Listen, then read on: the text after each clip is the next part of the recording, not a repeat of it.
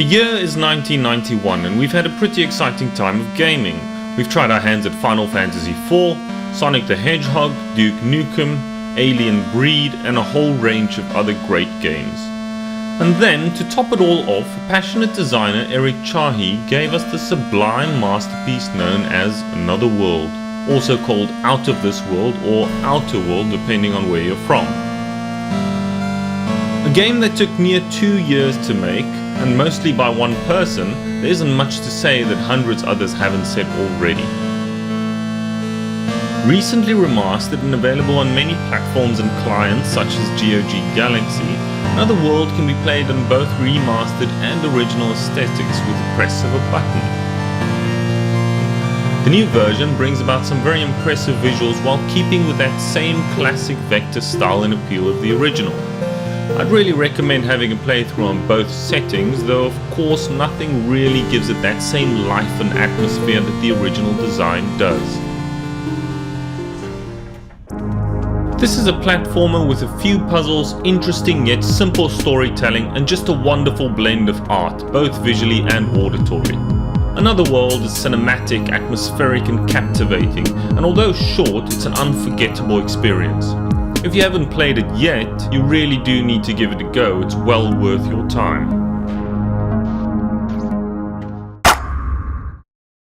Now there isn't much in the way of characters, but there also doesn't need to be.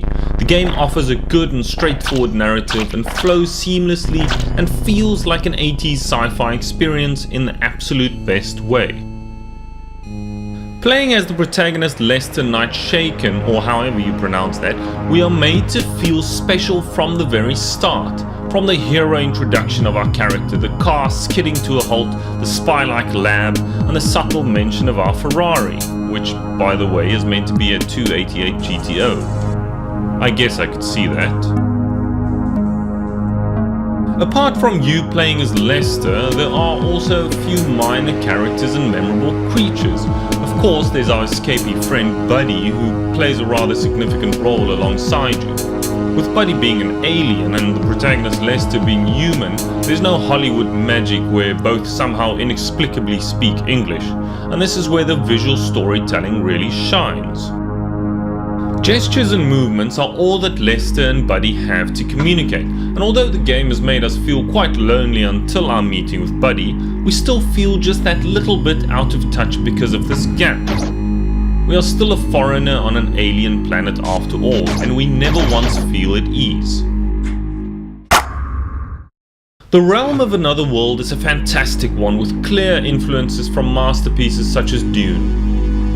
The soft and almost pastel-like colours are limited and used sparingly instead of throwing every possible hue at the screen. It isn't bright or vibrant but rather bland and really adds to the depression of being stuck in a strange world. Now, as I've mentioned before, the remastered version does offer some very beautiful changes, as slight as they may be in some parts. I hate calling a remastered of a classic an improvement, as it can only enhance but not necessarily better any of the original artworks. The enhancements in the game are faint enough to not feel like a different experience, and it's almost like they've really just increased the pixel count in some scenes. It's worth playing through on both settings, or even just switching between remastered and classic every time you get a chance to. In the pixelated realm of Another World there's a lot to see, and they didn't try to give detail to things that don't need it. Even the aliens at the very start that we come across are plain and simple black figures with only their eyes visible. The creatures remain intimidating and the simplicity only adds to their threat. Of course, being the early 90s, there wasn't much more available in terms of graphics. It's no secret that Another World was on the simple end when it comes to graphics and visuals, even for its time, but the game builds so beautifully on what it had to work with that we feel immersed regardless, and it gives the game its own unique character. A lot of people are under the impression that games don't age well, and yes, with the fast improvements of CG this is true in some cases, especially with 3D. But when it comes to 2D animation, this isn't quite applicable. Aside from the vast amount of different styles of 2D art out there, it has its own life that isn't really comparable to that of 3D. Imperfections are charming and make it unique. At the time of Another World's creation, and considering Eric Chahi's limitations, it was of course the best that he could squeeze out of the game, and it really needs to be no more.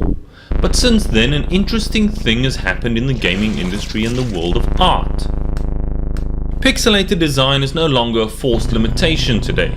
It's unique and special and can be just as impressive and breathtaking as any other form of art. Of course, one of Another World's points of difference was the use of vectors, which is something I'm personally a very big fan of. This gave Chahi some flexibility for the animation and the opportunity for much more lifelike movements thanks to the way that vectors work. Alongside the simple yet impressive visuals of the game, we are treated to some real 80s style sound at the dawn of the 90s. Charming in its plainness, the sounds in Another World aren't overused. They are selectively put only where absolutely needed. Now, not only does this create an often tense environment, but it also forces us to pay more attention.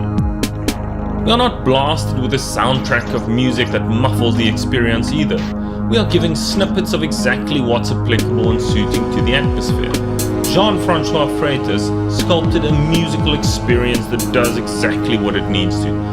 It gives us a sense of awe in the grand scheme. It builds tension when we're overwhelmed or caught off guard, and it chases us through the action.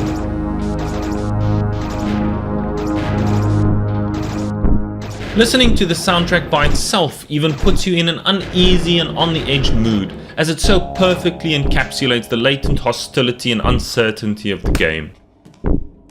Combining the visuals, sound and music, Another World isn't just a game where we are in control of every move, it's also incredibly cinematic. The creators clearly understood the conception of interesting and suspenseful moments. For example, the incredible introduction.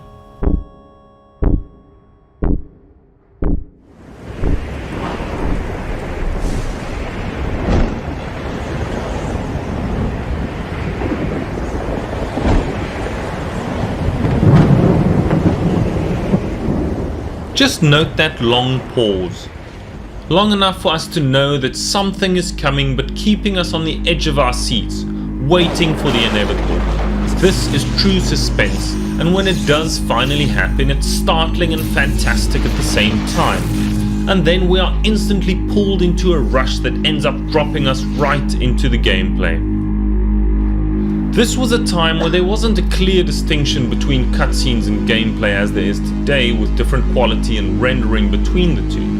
And for this very reason, these moments just feel so much more a part of the whole experience instead of being a break from the gameplay.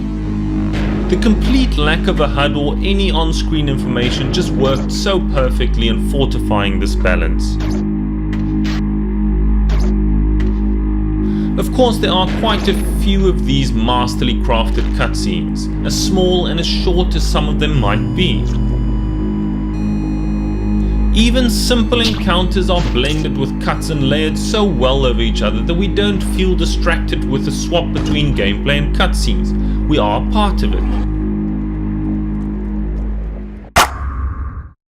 The gameplay of Another World is pretty straightforward. There's no fancy leveling system or unlockables. The game is more about the adventure and escape from this strange realm. Basic movements, some small amounts of fighting and a bit of creative thinking, and a whole lot of trial and error is all you need to best the game. The puzzles aren't unreasonable or impossible to figure out, though some of them do go a little beyond what your intuition tells you, and it can get a bit much sometimes. You don't need to be a master platformer gamer to enjoy it though, but you can expect to die often. The game can be obtusely unforgiving at times, though not always frustratingly so. The remastered edition does give you 3 different difficulty settings in case the masochists do want even more of a challenge, or less if you are more into it just for the experience. The story of Another World isn't complex or full of intrigue, but it plays so well into the experiences of 80s sci-fi. We are introduced to Lester as he arrives at his lab and starts working on an experiment that soon goes wrong. There aren't any amazing twists or deep plot points, but it throws us into a sci-fi world to explore and adventure through, and that's really all it set out to do. After a short introduction with a simple enough puzzle, we're thrown in jail where we meet Buddy. Most of what follows is an escape from the prison and its guards towards an eventual, though rather unconventional, ride off into the sunset. The game doesn't try to be serious or deep, it embraces its simplicity and cheesy sentiment.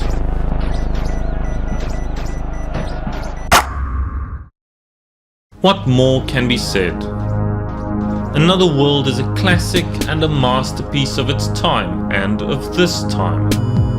This is a game creative built around cinematic experiences, memorable visuals, and perfectly suiting audio to top off a classic sci-fi story that's just a blend of pure nostalgia and art. Another World, Out of This World, Outer World, whatever you may call it, is a must-play for anyone and everyone who needs to see just how great something can be without overcomplicating it. And let's be honest, it's worthy of many replays too. Now if you liked what I had to say, don't forget to like and subscribe for more videos about games, its works,